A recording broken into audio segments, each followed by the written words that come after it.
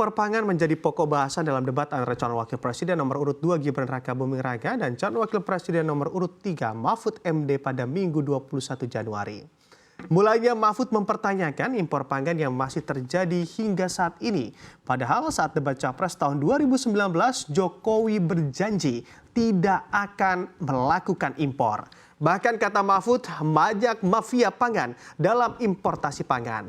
Menanggapi pertanyaan tersebut, Gibran mengatakan bahwa sejak 2019 hingga 2022, Indonesia sudah swasembada beras. Tahun 2023 impor dilakukan karena kondisi El Nino. Oleh karena itu saat ini kuncinya adanya ekstensifikasi dan intensifikasi lahan.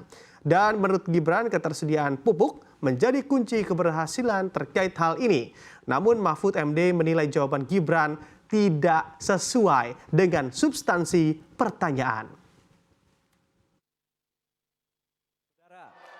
Pada tanggal 17 Februari 2019, dalam sebuah debat calon presiden, itu Pak Prabowo mengatakan bahwa Pak Jokowi itu menyampaikan tidak akan mengimpor komoditas-komoditas pangan jika nanti terpilih presiden.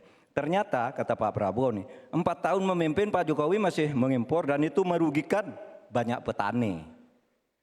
Nanti dicek ya, bahwa itu pertanyaan Pak Prabowo ke Pak Jokowi saat itu. Pak Jokowi bilang tidak akan ngimpor. Tapi sampai sekarang kita masih mengimpor banyak. Masih mengimpor banyak. Malah semakin banyak mafianya impor mengimpor bahan pangan itu. Nah itulah sebabnya apa usul Anda untuk menyelesaikan masalah 5 tahun lalu ini. Masalah pangan, masalah impor.